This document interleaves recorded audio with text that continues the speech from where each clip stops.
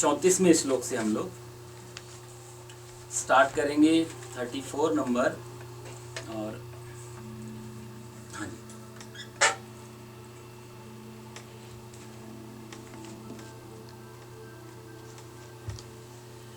तद्विद्धि प्रणिपातेन परिप्रश्नेन सेवया उपदेक्ष्यन्ति ते ज्ञानं ज्ञानिनस्तत्त्वदर्शिनः। तद्विद्धि प्रणिपातेन परिप्रश्नेन सेवया उपदेक्ष्यन्ति ते ज्ञानं ज्ञानिनस्तत्त्वदर्शिनः। भगवान कहते हैं अर्जुन से, हे अर्जुन, तद्विद्धि प्रणिपातेन, उस तत् मतलब उस जिसके बारे में परमात्मा चर्चा करते हुए आ रहे हैं, उस ज्ञान के बारे में, उस तत्व ज्ञान को विद्धि, जो ज्ञानी महापुरुष हैं, जो जानकार हैं, जिन्होंने इस आत्मज्ञान को जाना है, वो लोग उस ज्ञान को तू जाके समझ। किसके पास बोला और कैसे उस ज्ञान को सीखना है? तो प्रणिपातेन। प्रणिपात का अर्थ है प्रणाम करना, और अच्छी तरह से प्रणाम करना। तो अर्जुन से भगवान कहते हैं उनको जाके प्रणाम कर उस ज्ञान के लिए। और जब तू ज्ञान प्रणाम करने के बाद दूसरी कंडीशन भगवान रखते हैं, सेवया, परिप्रश्नेन सेवया, फिर सेवा कर। परिप्रश्नेन ते, वो तेरे सारे जो प्रश्न हैं सरलता पूर्वक प्रश्न कर। ते वे तत्वदर्शिना, तत्वदर्शी आत्मज्ञानी महापुरुष, ज्ञानिना ज्ञानम उपदेक्ष्यन्ति, उस ज्ञानी जो आत्मज्ञानी है, तत्वदर्शी ज्ञानी, वो लोग ज्ञानम, इस ज्ञान को उपदेक्ष्यन्ति, तेरे लिए उपदेश करेंगे, तेरे को कहेंगे उस ज्ञान के लिए। बहुत अच्छी, ये हमारे सामान्य जीवन के लिए भी ये बहुत अच्छा श्लोक है। भगवान अर्जुन को ये सिखा रहे हैं इस श्लोक के माध्यम से कि अर्जुन, प्रश्न पूछने का तरीका क्या है, कैसे पूछना है, क्या पूछे। क्योंकि सबसे जरूरी बात, हम लोग क्या पूछ रहे हैं वो उतना महत्वपूर्ण नहीं है, कैसे पूछ रहे हैं वो बहुत महत्वपूर्ण है। पूछने का तरीका क्या है, क्योंकि जीवन में हम लोग एक दूसरे से बहुत कुछ पूछते ही रहते हैं। बहुत सारी बातें जो हमारे किसी काम की भी नहीं होती, फिर भी पूछते हैं। शायद उस रास्ते कभी जाना ही नहीं हो, वो रास्ता भी पूछते हैं। अपने यहाँ कहावत है ना, जिस रास्ते जाना ही नहीं होता उसका पता क्यों करना। हम लोग आपस में कहते तो रहते हैं, लेकिन सारा जीवन हमारे अंदर ये जिज्ञासाएं बनी रहती हैं, नई नई चीज़ों को जानने की, खोजने की। तो भगवान कहते हैं कि इस सब्जेक्ट में, इस गीता जो हाँ आत्मज्ञान की चर्चा चल रही है, उस सब्जेक्ट के आधार पे प्रश्न पूछने की कंडीशन है। वहाँ प्रश्न कंडीशन रूप से यदि पूछेंगे, सशर्त यदि बात करेंगे, तभी उसका लाभ है, नहीं तो वो प्रश्न बेकार हो जाएगा। और बताने वाला यदि समझदार हुआ तो बताएगा भी नहीं, वो पहले मांझेगा कि पूछने वाले में है भी या नहीं है वो गुण। जैसे स्वामी रामकृष्ण जी के पास में बार बार विवेकानंद जी जाते थे।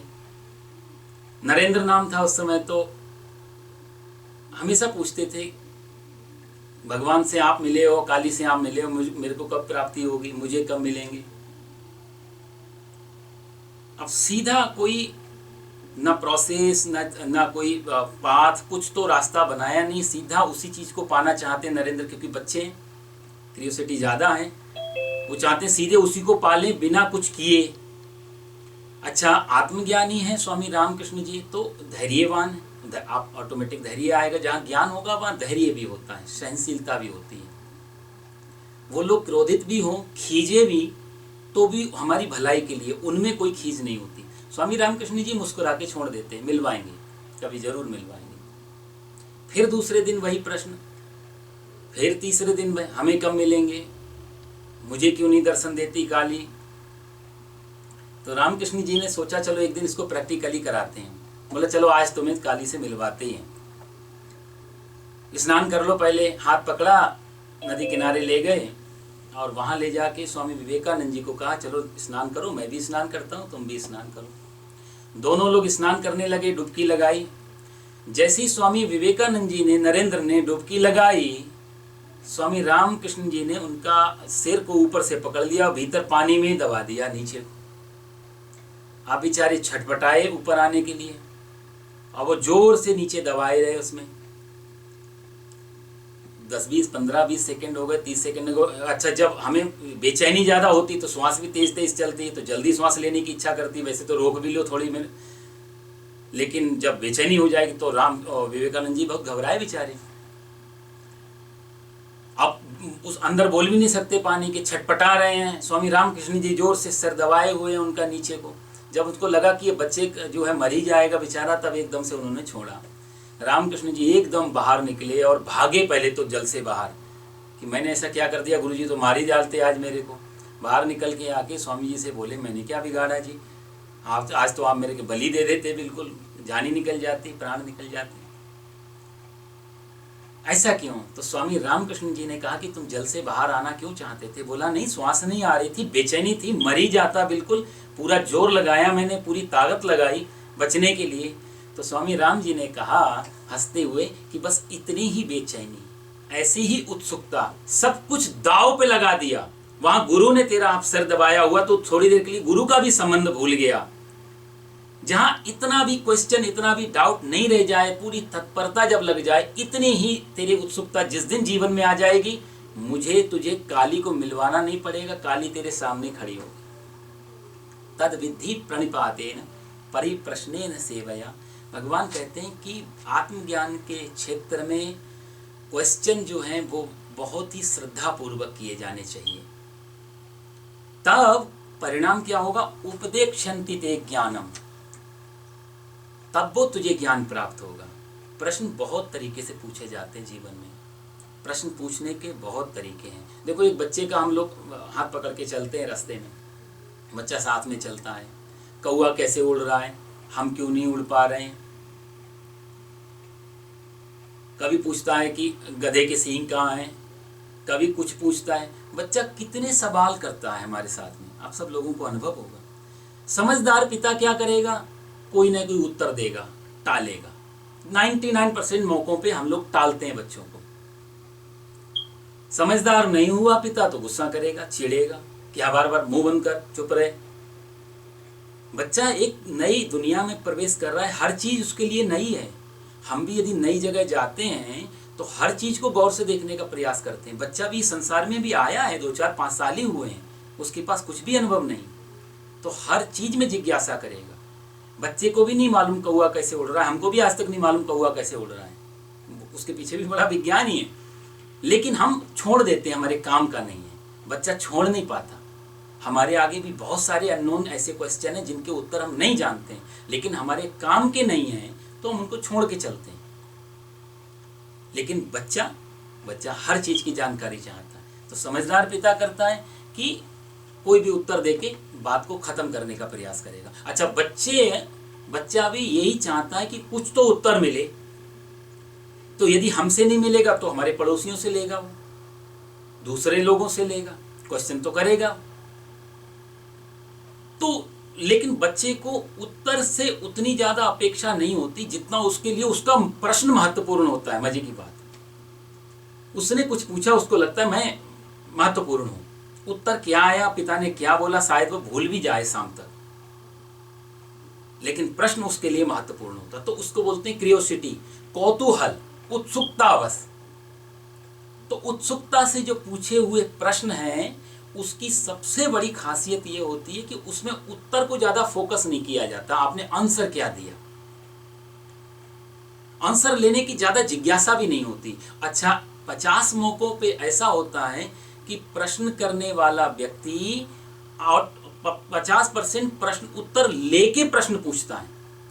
वो ये मान के चलता है इसको मैं जानता हूं, लेकिन फिर भी कंफर्म करता हूं आपसे। वो अपने उत्तर को आपकी स्टैंप लगाना चाहता है कि आप भी बोल दो, जिससे मुझे लग जाए आई एम ऑलवेज राइट, मैं हमेशा ठीक हूं। तो ये उत्सुकता से जो प्रश्न पूछे जाते हैं, उसमें दुनिया की जानकारी तो मिल जाए, दुनिया के बारे में तो पता चल जाए, जो हम आमतौर से जीवन जीते हैं, आत्मज्ञान के क्षेत्र में, तत्व के ज्ञान के क्षेत्र में उस प्रश्न को प्रश्न नहीं मानते तत्वदर्शी, इसलिए बहुत टाइम लग जाता है। कई बार आप देखो पुराने समय में शिष्यों को 10-10, 15-15 साल निकल जाते थे सिर्फ सेवा करते करते, पूछते ही नहीं थे। पहली समझदार से पूछता ही नहीं था, उसको लगता है जब समय आएगा तो अपने आप गुरु परीक्षा ले लेंगे, अपने आप ही कहते हैं उपदेक्षन्ति ते ज्ञानम, भगवान भी यहाँ वही कह रहे हैं, वो तेरे को उपदेश करेंगे अर्जुन। तो महत्वपूर्ण ये नहीं है कि हमें गुरु कब मिलेगा, उत्तर देने वाला कब मिलेगा, गुरु हम किसको बनाएं, महत्वपूर्ण ये है कि हम शिष्य बन पा रहे हैं क्या, शिष्य बनने की क्वालिफिकेशन हम में है, हम क्वालिफाइड हुए। परीक्षा आएगी तब आएगी, हमने पढ़ाई की है या नहीं की है। जो सही से पढ़ता है उसको एग्जाम की ज्यादा चिंता नहीं होती, कभी भी वो 1 महीने पहले हो जाए, 1 महीने लेट हो जाए, कॉन्फिडेंस में है। पर जिसने पढ़ाई नहीं की है वो एक एक दिन गिनता है, परीक्षा आने वाली है, परीक्षा आने वाली है, उनको सिखाया जाता है जो पढ़ने कमजोर हैं, यह पढ़ाई नहीं में मन नहीं लगता है। तो शिष्य को अपनी पात्रता, यहाँ अर्जुन को भगवान उसकी पात्रता के बारे में जानकारी देना है कि तू पात्र बन, तुझे पूछना कैसे, किससे पूछना है, कहाँ जाना है, वो रास्ता छोड़। वेदांत में तो ये भी कहा गया कि गुरु को ढूंढना यदि कोई जाना भी चाहे तो भी नहीं पा सकता, गुरु को खोज नहीं सकता। कारण क्या है, क्योंकि हम यदि अज्ञानी हैं तुम ज्ञानी को कैसे खोजेंगे। भाई हम अंधकार में बैठे हुए हैं, तो अंधकार में हम खुद हैं और चीज ढूंढनी हो तो कैसे ढूंढेंगे। तो असली सवाल जो है वो गुरु को ढूंढने का नहीं है, और ढूंढ भी नहीं सकते। अज्ञानी बुद्धि से ज्ञान का कैसे मालूम पड़ेगा, ज्ञानी ज्ञानी को ढूंढ सकता है, लेकिन अज्ञानी ज्ञानी की पहचान कर ले तो इसका मतलब वही ज्ञानी हो गया जो ढूंढ रहा है, उसको मालूम पड़ेगा कि आप ज्ञानी। तो ज्यादातर मौकों पे आप देखोगे हमारी कथाओं में भी ज्ञानी ही अज्ञानी को ढूंढ लेता है, गुरु ही शिष्य को ढूंढ लेता है। जितने भी आप ध्रुव जी देखो, ध्रुव जी की श्रीमद् भागवत में कथा आती है कि ध्रुव जी वन में जा रहे हैं, माता जी ने बोल दिया सुनीति ने कि बेटा तुझे गोद से उतारा ना माँ ने, और गोद से उतारते समय क्या कहा, तो उस गोद की चिंता कर जिस गोद से उतारने वाला कोई नहीं है, और जो सब परम पिता की गोद है ये तो तेरी साधारण पिता है, आज है कल नहीं होंगे, 10-5 साल पहले नहीं थे ये तेरे पिता के, तू ही नहीं था। पिता तो तेरे कारण बने, तू पैदा हुआ ये तेरे पिता बने, 5 साल पहले तू नहीं, तेरे पिता नहीं, और 10-20-50-100 साल बाद फिर से ये एक दिन ये नहीं रहेंगे। तो ऐसे पिता की गोद में बैठने से अच्छा इटर्नल पिता की, जो तेरे परम पिता हैं, इटर्नल फादर हैं, उसकी गोद ढूंढ ले बेटा, कोई उतारने वाला नहीं होगा, शाश्वत गोद होगी वो तेरी, निर्भय हो जाएगा। तो तेरी सुरुचि माता भले सौतेली सही, तुझे बात बहुत अच्छी बोली उसने कि तू इस गोद में तभी बैठ जब उस पिता से परमिशन ले ले, उसकी तपस्या कर ले। कितना सकारात्मक भाव अपने बच्चे को दिया माता सुनीति ने। ध्रुव जी को चोट लग गई, छोटे बच्चे को हम डंडे से मारते हैं, समझदार व्यक्ति को शब्दों से मार देते हैं साहब, और समझदार व्यक्ति शब्दों से नहीं मारा तो कहते जो बात से नहीं मरा वो लात से भी नहीं मरता। अश्वत्थामा के बारे में आता है ना, अश्वत्थामा को जान से मारने की बात चल रही थी। भीम ने बोला अर्जुन यदि तूने छोड़ दिया तो मैं नहीं छोड़ूंगा। युधिष्ठिर बोलते हैं धर्म शास्त्रों के हिसाब से देख लो, गुरु का बेटा है, ब्राह्मण का पुत्र है, मारना चाहिए नहीं मारना चाहिए। द्रौपदी बोलती है इसको मारने से मेरे 5 बेटे में से एक भी वापस आ जाए तो मार दो, कोई बात नहीं, करे क्या। तो भगवान ने भी वहां यही बात कही, ब्रह्म बंधुर न हंतव्यम आतताई वदारहणा, ब्राह्मण पुत्र है इसको मारना नहीं, बच्चों को हत्यारा है इसको छोड़ना नहीं, मारना भी नहीं, छोड़ना भी नहीं, छोड़ना भी नहीं, मारना भी नहीं, करना क्या है। तो अर्जुन ने गीता सुनी हुई थी, अर्जुन ने जाकर के क्या किया, बाल उल मुड़ाए, उसके भरी सभा में धक्के मार के गालियां देते हुए बाहर निकाल दिया। और वहां लिखा है कि किसी सम्माननीय व्यक्ति का, सामाजिक व्यक्तित्व का, आदरणीय पात्र का सामाजिक बहिष्कार कर दिया जाए, समाज में उसको अपशब्द बोल करके सभा से बाहर निकाल दिया जाए तो मरने से भी बड़ी सजा होती है। शब्दों के बाण बहुत गहरे होते हैं। द्रौपदी पे शब्दों का तो बाण, दुर्योधन पे शब्दों का तो बाण लगा था, जो हम गीता सुन रहे हैं आज, अंधे का पुत्र अंधा। तो शब्दों का बहुत बड़ा महत्व है जीवन में। तो लात से ज्यादा बात का महत्व है। भगवान कहते हैं उपदेशयन्ति ते ज्ञानम।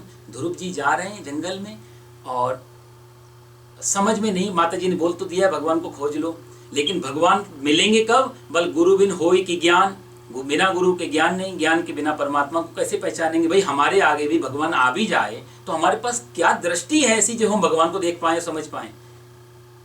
हमें तो लगेगा कोई जादूगर मदारी तो नहीं है, या तो पुलिस में कंप्लेन करेंगे, और ज्यादा कोई एब नॉर्मल लगी उसकी बॉडी तो फिर नासा उसा को फोन करके बोलेंगे जरा इसको चेक करो ढंग से। कहने का अर्थ यह है कि भगवान को पहचानने की वो, जहां अर्जुन भी नहीं पहचान पाया है तो 11वें अध्याय में भगवान दिव्य दृष्टि देंगे ना उसको। इन आंखों से, इस बुद्धि से, खंडित बुद्धि से अखंड को पकड़ना, छोटे से हाथ विराट को पकड़ना, चुल्लू भर हाथ लेके जा रहे हैं समुद्र को भरना, कभी नहीं हो पाएगा। अज्ञानी माइंड ज्ञानी गुरु को कभी नहीं खोज पाएगा। ध्रुव जी के मन में संशय है, मैं करूं क्या, जपूं क्या, कैसे प्राप्त करूं? बस अपनी पात्रता इकट्ठी कर ली, रोने लगे जंगल में। कैसे, मुझे कुछ आता भी तो नहीं है, क्या जपूं, कैसे? माता ने बोल दिया, आज्ञा से चला तो आया हूं, पर मुझे कुछ भी है नहीं। जब ध्रुव जी ने अपने आप को सरेंडर कर दिया, प्रभु मैं आ तो गया हूं मगर जानता हूं तेरे दर पे आने के काबिल नहीं हूं, मेरे पास कोई योग्यता नहीं है, तू ही संभाल। और जब अपनी एक पात्रता जैसे ही उन्होंने पूरी की, तत्काल नारद जी प्रकट हो गए वहीं पे। ध्रुव जी की 2-4 परीक्षाएं ली, जंगल में शेर होगा, खा जाएगा तेरे को, घर भाग जा, ये तो दूध खा पीने की उम्र है तेरी, खेलने कूदने की उम्र है। ध्रुव जी बोले नहीं, ये खेलने कूदने की उम्र सारा जीवन ही रहती है। अभी हम छोटे छोटे खिलौने से खोलते हैं, बड़े उम्र में बड़े खिलौने से, होते दोनों खिलौने ही हैं। भाई बच्चों के पास छोटी कार, हमारे पास बड़ी ब्रांडेड कार, अंतर कुछ ज्यादा नहीं होता, दोनों ही खिलौने ही हैं देखा जाए। एक ज्ञानी, जब ज्ञान हो जाएगा तो दोनों खिलौने लगेंगे। हमारे महाराज जी बोलते थे टीन का डिब्बा है ये। छोटे और बड़े खिलौनों में ज्यादा अंतर नहीं, अंतर है बुद्धि का। जब ज्ञानी हो जाते हैं तो वो आदमी रहता तो सारी चीजें उसके पास है। अब जैसे बच्चों के खिलौने हमारे घर में फेंक तो नहीं देते, हम बड़े हो गए क्यों रखें, हम उनको संभाल के भी रखते हैं, लेकिन जानते हैं बच्चों के खिलौने। ज्ञानी जानता है बच्चों के खिलौने जो हमारे पास होते हैं। तो ध्रुव जी ने कहा नहीं, ये सारा जीवन ही खेल चलेगा गुरुजी, शेर खा जाएगा। बोला मैंने सुना मेरे को शेर को बनाने वाला एक ही है, तो मेरे को शेर कैसे खा सकता है? पहचान गए, निडर है, निर्भीक है, और जिज्ञासु है, और तत्पर है, कौतूहल उत्सुकता लेके नहीं आया जिसकी भगवान चर्चा कर रहे हैं। सही में जानने की इच्छा है, दृढ़ निश्चयी है, डिटर्मिनेशन पक्का है इसका। और तब उनको मंत्र दिया, नमो भगवते तुभ्यम वासुदेवाय, जप इस मंत्र, और फिर जपा, भगवान मिल गए। तो कहने का अर्थ ये है कि पात्रता हमें अपने अंदर खोजनी होती है। शिष्य हम बन जाएं, गुरु हमें ढूंढता हुआ पहुंच जाएगा। यदि हमारे जीवन में कोई उपदेशक नहीं है, कोई ज्ञानी नहीं है, कोई गुरु नहीं है, इसका मतलब हमारे अंदर पात्रता की कमी है। एक हमारे सनातन धर्म का ही एक अंग है सिख परंपरा। आप देखो सिख परंपरा जो थे वो शिष्य शब्द से ही निकली है ना। जो सिख है वो शिष्य शब्द से ही निकला, जो जानने के लिए उत्सुक है, जो सीखने के लिए आतुर है, उसी का नाम तो सिख है। अब थोड़ा सा चीजें बदल गई, लेकिन बड़ा सुंदर वो परंपरा थी, सिख संप्रदाय जो था हमारा। तो कहते हैं उपदेश्यन्ति ते ज्ञानम, और उपदेश्यन्ति ते ज्ञानम ज्ञानी नस्तत्वदर्शिना, वो ज्ञानी लोग तेरे को उपदेश करेंगे, लेकिन पहले तू अपने अंदर वैसी पात्रता इकट्ठी कर। तो भगवान ने यहाँ 2-3 जो शर्तें लगाई हैं कि पहले तद विधि पूर्वक जाकर के तरीके से दंडवत प्रणाम कर। शास्त्रों में भी दंडवत प्रणाम आप लोगों ने सुना होगा, साष्टांग प्रणाम, दंडवत प्रणाम, उसको तद्विधि प्रणिपातेन, उसको भगवान यहाँ पर तद्विधि प्रणिपातेन रूप में बोल रहे हैं। दंडवत का अर्थ होता है, सीधा सीधा अर्थ तो आपको बताऊं, दंडवत मतलब डंडा, वत मतलब तरह। डंडा खड़ा है नीचे गिर जाए, डंडा खड़ा हुआ, डंडा नीचे गिर जाए तो डंडा कैसा पूरा का पूरा जमीन पे आता है। तो सीधा सीधा अर्थ तो ये हो गया दंडवत, डंडे की तरह नीचे गिर जाओ। अभी तक गर्दन अकड़ी रहती है, हम लोग गर्दन झुकाने में बड़ी तकलीफ है। झुक तो वही सकता है जिसमें जान होती है, वरना अकड़ना तो मुर्दों की शान होती है, मुर्दे अकड़ते हैं साहब। तो दंडवत का अर्थ है कि डंडे की तरह। दूसरा साष्टांग प्रणाम कहा गया शास्त्रों में। तो साष्टांग प्रणाम का शास्त्रों में अर्थ देते हैं कि 8 साष्ट अंग, 8 प्रकार के अंग शरीर पे जमीन पे झुक जाएं, उसको साष्टांग प्रणाम कहा जाता है। तो उसमें आता है उरुषा, उरुषा मतलब होता है हृदय, उरु, उरुषा शिरसा दृष्टया, उरुषा हृदय, शिरसा सिर, दृष्टया आंखें भी नीची, दृष्टि भी नीचे झुकी हो। उरुषा शिरसा दृष्टया मनसा वचसा, मनसा मतलब मन भी, मन में कोई संशय नहीं चल रहा हो, कोई तर्क नहीं, ऐसा नहीं हम झुक रहे हैं और मन में संकल्प विकल्प चल रहे हैं कि झुकने लायक भी है या नहीं है, प्रणाम तो कर लिया पर ऐसा तो नहीं कि प्रणाम करने लायक भी हो या नहीं हो, गड़बड़ तो नहीं। तो मनसा वचसा, वाणी से भी झुका जाता है, कहते हैं ना थोड़ा डाउन थोड़ा डाउन। हमारे जो बोलने के तरीके होते हैं कई बार उससे लगता है कि अकड़ के खड़े हैं, और वाणी में कई बार विनम्रता होती है, मिठास होती है। तो वचसा, उरुषा, शिरसा, दृष्टिया, मनसा, वचसा तथा, और पदभ्याम, पदभ्याम मतलब दोनों पैर, दोनों वो भी जमीन पे हों, कराभ्याम दोनों हाथ, तो हम मंदिरों में देखते होंगे लोग दोनों हाथ आगे कर लेते हैं, पदभ्याम, कराभ्याम, जानुभ्याम, जंघाएं, घुटने, ये हिस्सा भी, एतत् साष्टांग दंडवत, इसको 8 प्रकार के शरीर के पार्ट को से नीचे जमीन पे लिटा देना, टच करवा देना, उससे जो प्रणाम होता है उसको हम अष्टांग प्रणाम या साष्टांग प्रणाम कहते हैं। और ये पद्धति भारत में बहुत प्रचलित थी। ये एक फिजिकल लेवल की पद्धति है और इससे भी बड़ा बड़ा असर पड़ता है। साहब झुकने का एक अलग ही कीमिया है, अलग ही राज है। कभी सही में झुक करके देखेंगे तो हमारे अंदर ऑटोमेटिक विनम्रता आने लग जाएगी।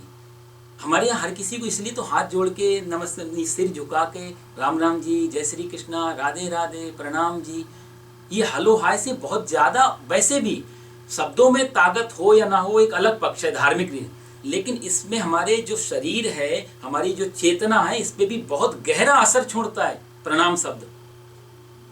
एक कहानी मेरे को याद आ रही है। एक राजा ने कहा अपने दरबारियों से, बड़े विद्वान दरबारी थे उसके राज्य में, तो उसने कहा कि मैंने सुना है कि कण कण में परमात्मा रहता है। जब कण कण में परमात्मा रहता है तो मुझे भी थोड़ा दर्शन कराओ तुम लोग, कहीं से भी तो निकालो। मैंने सुना है कि खंबे से फाड़ के निकल आया था, तो तुम खंबे से फाड़ के निकालवा दो, कहीं से कोई दाल चावल में से निकाल दो, मंदिर में से निकाल दो, तुम में से निकाल दो, खुद में से निकाल दो, कहीं से तो निकाल के थोड़ा बहुत दिखाओ। दरबारी बेचारे बड़े परेशान। अब राजा अज्ञानी, और अज्ञानी के दरबारी भी कहाँ, बड़ा मुश्किल हो जाएगा ज्ञानी होना। तो दरबारी बोले कल बताएंगे। सारे लोग भाग गए बेचारे। दूसरे दिन तो कोई आने वाला नहीं। दूसरा दिन जो हो गया, द्वारपाल खड़ा था बाहर, राजा बार बार देख रहा था कोई आया, बोला साहब कोई नहीं आया और मुझे नहीं लगता कोई आएगा। प्रश्न ही ऐसा रखा है आपने। अच्छा, दरबारी थोड़ा सत्संगी था। जो लोग सत्संगी होते हैं, सत्संग करते हैं जीवन में, उनके अंदर एक अलग ही भाव होता है। काम कुछ भी करें पर सत्संग करने वाले के जीवन का परिवर्तन, आंतरिक परिवर्तन जरूर होता है। ये बड़ी खासियत है। इसलिए सत्संग को हमारे जीवन का बहुत बड़ा हिस्सा बताया शास्त्रों ने।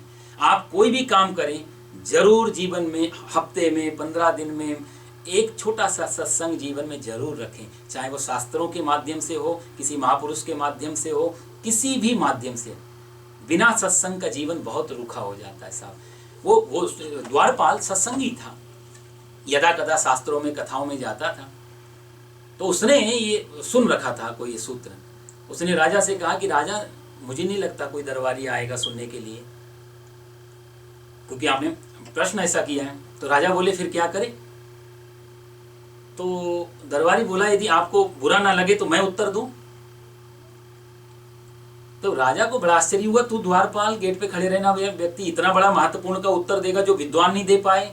तो दरबारी ने हाथ जोड़ के कहा, प्रभु पहली बात तो आप जैसे व्यक्ति के दरबारी कितने विद्वान होंगे उससे पता लग जाता है। दूसरा आप प्रश्न कहाँ खड़े हो, कहाँ बैठ के पूछ रहे हैं?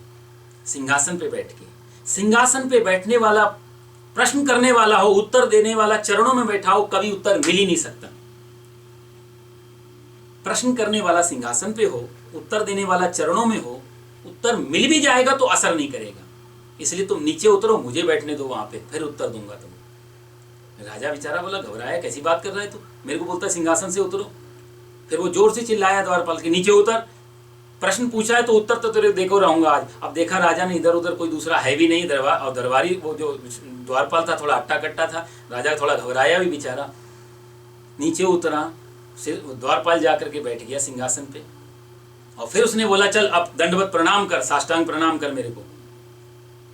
राजा ने अब करता विचारा, प्रणाम किया, और जैसे ही राजा नीचे झुका प्रणाम करने के लिए, वैसे ही क्रांति हो गई भीतर। पहली बार राजा जीवन में झुका था किसी के आगे, पहली बार विनम्र हुआ था, पहली बार सरलता जीवन में आई थी। काफी देर हो गई, द्वारपाल ने कहा सर ऊपर भी तो कर। राजा बोला नहीं नहीं, अब थोड़ी देर रुको, ये झुकने में जो आनंद है वो मुझे आज पहली बार जीवन, अब कोई उत्तर नहीं चाहिए, अब उत्तर मेरे अंदर से निकल रहा है, ये विनम्रता भीतर से आ रही, बस वो सरलता आ जाए जीवन में। तद विद्धि प्रणिपातेन परिप्रश्नेन सेवया उपदेक्षन्ति ते ज्ञानम ज्ञानिनस् तत्त्वदर्शिनः। हे अर्जुन, तू विधि पूर्वक जाकर, भगवान देखो श्री कृष्ण की बोलने की जो कला है, इतना समय नहीं हो पाता एक एक श्लोक पे इतना लंबा चले, पर आपकी इतनी कला पकड़ेंगे श्री कृष्ण भगवान, बात को इतना ज़्यादा सिक्योर करके बोलते हैं शब्दों को कि आपका कोई क्वेश्चन रह नहीं सकता कि ऐसा है तो फिर ऐसा तो हम करते हैं, फिर ऐसा होता क्यों नहीं। भगवान ने नहीं कहा कि सीधे जाके प्रणाम कर लो। देखो साहब, झुकना तो हम लोग सारा जीवन झुकते भी रहते हैं, बॉस के आगे झुक जाते हैं, पता लगे नौकरी जा रही है, डॉक्टर के आगे झुक जाते हैं, पता लगा कि मृत्यु करीब आने वाली है, बचाने वाले साहब आप ही, हमारा कैसा उस समय व्यवहार होता, आप ही भगवान हो। हम अपने स्वार्थ से सारा जीवन झुकते हैं, पर वो झुकना तद विधि प्रणिपात है, भगवान कहते हैं विधि पूर्वक प्रणिपातेन, प्रणिपात तो कर, झुक, लेकिन विधि पूर्वक। नहीं तो सादा भगवान कैसे थे, प्रणिपात बोल सकते थे कि तो उसे प्रणिपात हो जा, लेकिन प्रणिपात का अर्थ भी होता, पात मतलब गिरना, नीचे झुकना, लेकिन तद विधि प्रणिपातेन, भगवान कितना सुंदर सजाते हैं शब्दों को, कहा जाए तो कितना डिप्लोमेटिक हैं, कितना सिक्योर हैं कि आप काट ही नहीं सकते। इसलिए गीता के एक एक लाइन को आप कहीं से भी नहीं काट सकते कि ये गलत है, ये गलत है, इसको अपडेट करना चाहिए इस समय के लिए, ऐसा गीता में एक भी लाइन नहीं आएगी। तद विधि प्रणिपातेन, भाव से, अंदर से, अंदर अंदर सरलता से, बिना भाव के जो झुकना होगा वो स्वार्थ का झुकना होगा, और उसमें काम निकल जाए और पता लग जाए कि ये बिना झुके भी काम चल सकता, तो हम नहीं झुकेंगे। झुकने से काम बन रहा हो तो हम झुक जाएंगे, और पता लग जाए बिना झुके भी काम बन रहा है तो कौन झुकना चाहेगा, बड़ी मुश्किल खड़ी हो जाएगी। तो भगवान कहते हैं कि प्रणिपातेन, बड़े बड़े भाव से, बड़े सरलता से जो व्यक्ति झुक जाता है, ये भारतीय, कहा जाए तो भारतीय दर्शन की यही खूबी है भारतीय दर्शन में, कि यहाँ पर जो, यहाँ सिर्फ थ्योरी नहीं बोली गई है, दर्शन का अर्थ होता है ना जो देख करके, जहाँ प्रैक्टिकल ऐसा किया गया कि सामने सामने वैसा हुआ या नहीं हुआ, फिर स्टेटमेंट दिए गए। इसलिए भारतीय वेदांत को, उपनिषद को हम लोगों ने दर्शन कहा, जो सुनी सुनाई बात नहीं, देखी और फिर सिद्ध हुई और फिर लिखी। इसलिए फिलॉसफी जो शब्द है इंग्लिश में, वो मेरे हिसाब से दर्शन शास्त्र, उसका ठीक ठीक अनुवाद दर्शन में नहीं हो सकता। दर्शन को हम फिलॉसफी नहीं कह सकते, यूनानी भाषा का शब्द है फिलॉसफी, फिलॉस एंड सोफिया, यही अर्थ है ना। तो फिलॉसोफिया का मतलब होता है कि ज्ञान के प्रति अटैचमेंट, या ज्ञान के प्रति प्रेम, या ज्ञान के प्रति अपनी जिज्ञासा, सिर्फ इतनी कि आपको ज्ञान से प्रेम है, तो आप कोई भी ज्ञान से प्रेम कर सकते हैं। हमें कोई भी ज्ञान लग सकता है, हमें एक साइकिल चलाना भी ज्ञान लग जाएगा, हम किसी को भी गुरु बोल देंगे।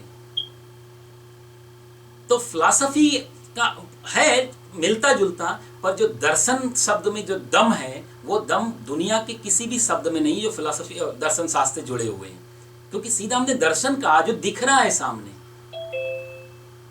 तो गीता एक, कहा जाए कि एक दार्शनिक शास्त्र भी है, भगवान और भगवान के मुंह से निकला हुआ, असत्य तो वैसे भी नहीं हो सकता, उनके अनुभव से भी है और उनके जीवन से भी है, और दूसरा परम पिता बोल रहा है, कोई डाउट की जरूरत वहां नहीं है। तो भगवान कहते हैं उपदेशयन्ति ते ज्ञानम, तो यदि तब तू जब इस इतनी शर्तों को पूरा करेगा, तब तुझे जो मिलेगा, तब जो मिलेगा वो तत्व ज्ञान होगा। और वैसे भी यदि हम दूसरे ढंग से भी इसको देखें, तो हम जब किसी के पैर में, जब हम बहुत भाव से भर जाते हैं, आप देखो किसी भी धर्म में कहीं भी चले जाओ, प्रेम में, स्नेह में, सरलता में, विनम्रता में, अहोभाव में, श्रद्धा में, जब हम बहुत पॉजिटिविटी से भरे होते हैं तो ऑटोमेटिक झुकते हैं, एक लचीलापन आ जाता है, कठोरता खत्म होती है, वो लचीलापन आता है, तो झुकते हैं। और जब हम झुकते हैं तो, और बायोलॉजिकल देखें, शारीरिक विज्ञान में, तो किसी के सामने झुकना मतलब उसके पैर में अपना सिर रखना, उसकी तरफ झुकना, उसको प्रणाम। अपने हाथ हमने